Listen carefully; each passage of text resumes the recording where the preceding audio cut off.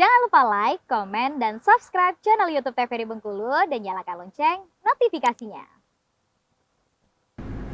Assalamualaikum warahmatullahi wabarakatuh. Halo pemirsa, selamat pagi.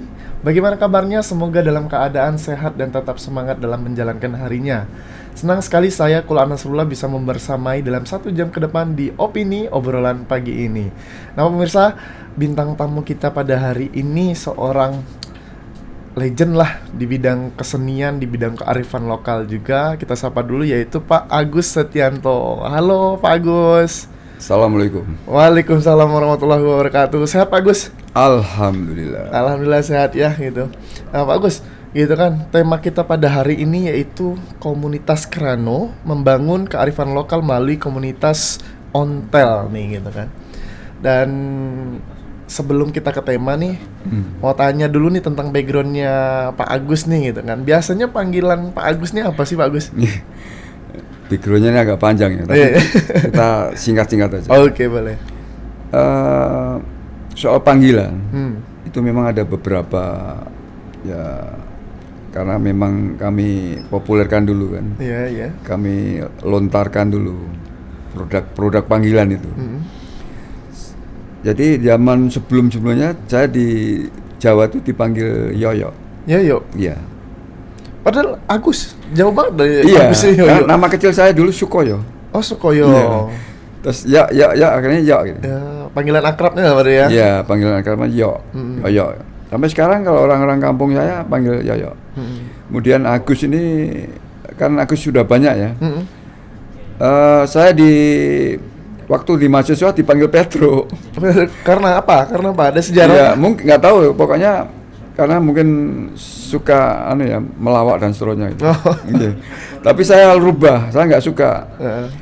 Kesannya Petro ini kan pelawak itu. Iya, iya. Saya kasih YM Alpert.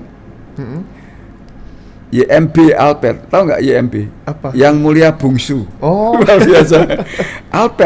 Alpert tuh alias Petro juga. Oh, singkatan dong ya. Singkatan ya. Sampai sekarang masih berlaku Alpert. Dari teman-teman KKN, teman saya itu kalau panggil saya sampai sekarang itu masih Alpert.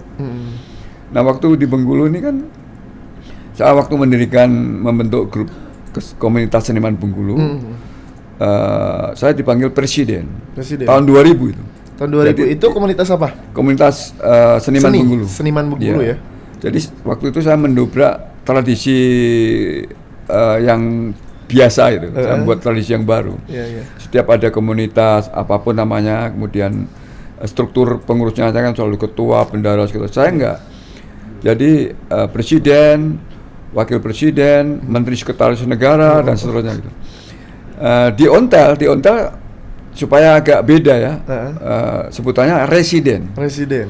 Nanti ada bendaranya bukan residen tapi peningmaster, pakai bahasa luar gitu, yang keren gitu, dan memperkenalkan. Gitu. Nyentrik lah ya, hitungannya ya, kayak gitu. Tapi di rumah tangga saya sendiri lebih populer sampai sekarang dipanggil Papu. Papu artinya?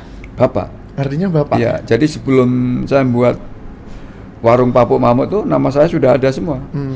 Karena begitu anak saya mau lahir tuh kita berunding sama istri kan. Kita nanti dipanggil apa? Kita janganlah ikut-ikutan dunia saya bilang itu. Kita buat dunia ngikut kita. Iya. Jadi panggilan saya menemukan akhirnya Papu karena bapak ibu sudah ada.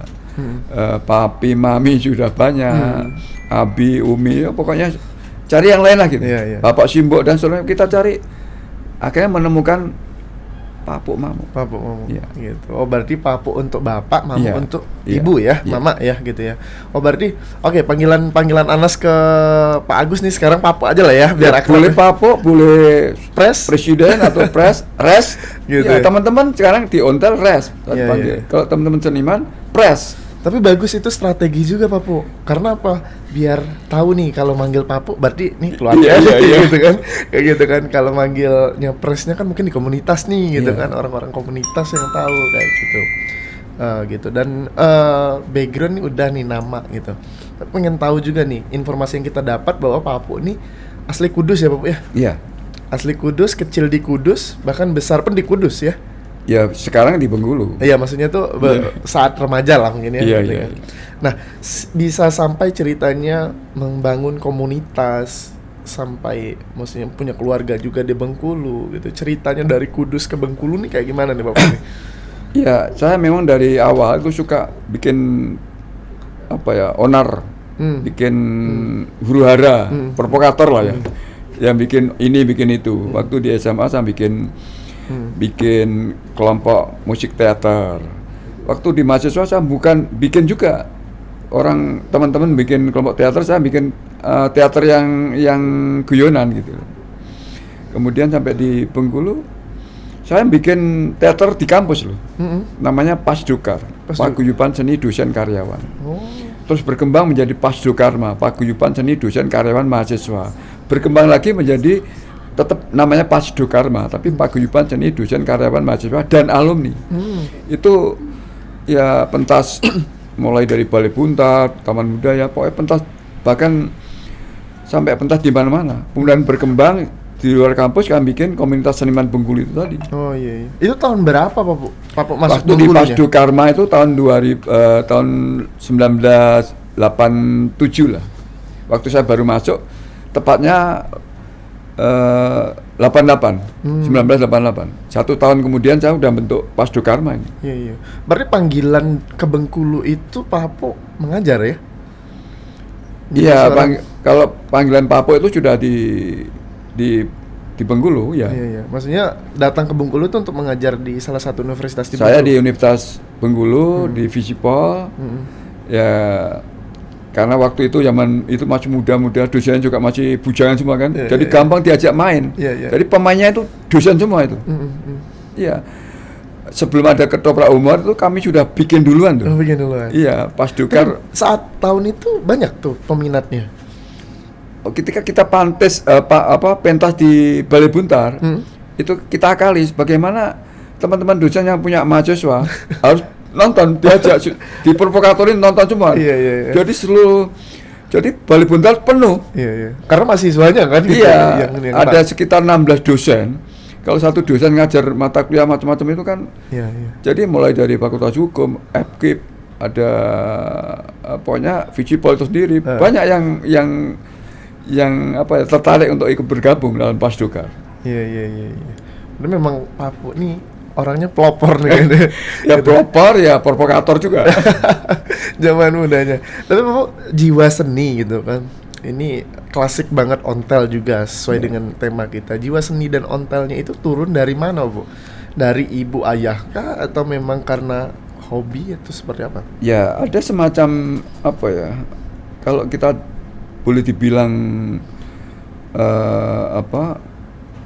bukan talenta, tapi ini semacam gerakan dari dalam yang sangat kuat dan ingin membuat sesuatu yang baru. Jadi ada di dalam ini ada naluri kebaruan gitu. Jadi ingin membuat sesuatu yang heboh, yang seru, yang viral kalau bahasa sekarang itu. Idenya biasanya Papu dapat dari mana? Idenya tuh selalu begitu Ada aja membaca datang ya? lingkungan, Oh. kami cepat merespon ya. Begitu membaca lingkungan tuh kami langsung, kita bikin apa? Langsung ada muncul, ayo bikin. Jadi ada dorongan kuat ya dari dalam, dari internal. Ini ada semacam, ayo kita gebrak, ayo kita bikin ini itu dan seterusnya. Iya, iya, Jadi iya. ketika di Bengkulu kemudian lihat kita kondisinya dan teman-teman juga, kita bikin kesenian. Pada waktu itu, waktu sebelum ke Bengkulu kan zaman dulu ada zaman interkoman, bukan interkoman ya, yang pakai jaringan kabel komunikasi itu. Iya, iya. Dan di Bengkulu kita buat juga. Kemudian sambil itu akhirnya jiwa seninya tuh nggak bisa hilang gitu.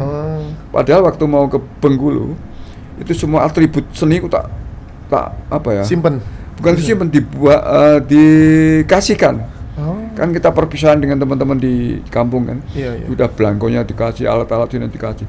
Sampai berharap, wah ini jadi tenaga pengajar dosen kayaknya nggak ada kesempatan seni. Ternyata nggak malah gitu. Justru malah ngebangun lebih banyak Iya, lagi lebih ya, banyak dan luar biasa. Saya nggak mengira dorongan dari dalam ternyata kuat. Iya. Akhirnya membentuk ya kelompok-kelompok kesenian yang ada ketika saya di Bengkulu, di kampus, di luar kampus dan seterusnya gitu. Berarti darah seni dan darah ininya, ide kreatifnya tuh memang mengakar dari dalam diri Papu ya? Iya, itu sepertinya itu. Sepertinya kayak Iya. gitu ya gitu. Nah, kalau pertama kali nih gitu kan melihat komunitas berdiri tahun berapa Pak? Komunitas ontel? Ondel ya. 2010. 2010 ya? Iya. Sebelum Agustus. Sebelum Agustus. Itu apa tuh filosofi pertama, apa karena hobi aja atau seperti apa? Pertama gini loh. Saya dari Kudus itu gini, saya kan bawa kesenian barong. Iya, kesenian barong. Sepeda saya yang dari Jogja kemarin ditukar sama barong itu. Oh, Iya, jadi saya bawa kesenian barong. Jadi awalnya nggak terpikir. Ketika itu setelah di Bengkulu, ini saya kan sudah punya memori tentang ondel gitu. Iya, Karena saya waktu di Jogja, kuliah di Jogja tuh juga punya ondel. Akhirnya ketika saya balik ke Bengkulu akhirnya terpanggil lagi lah ya? Jadi 96 balik Bengkulu akhirnya mikir ondel karena ada itu, kemudian saya beli di Kudus. Saya punya ponakan di Kudus, yang di Kudus sudah ada komunitas di sana. Saya dikirimi pertama 1, 2, akhirnya kita berpikir adalah sepeda di terus saya ngajak teman-teman yang punya ondel, ayo silakan. Ternyata ada sekitar 8 orang kita aja. Oke, tapi ditahan dulu nih cerita komunitas ontelnya gitu. Nanti kita gali di segmen berikutnya. Untuk para pemirsa jangan kemana-mana, tetap di Opini Obrolan Pagi ini.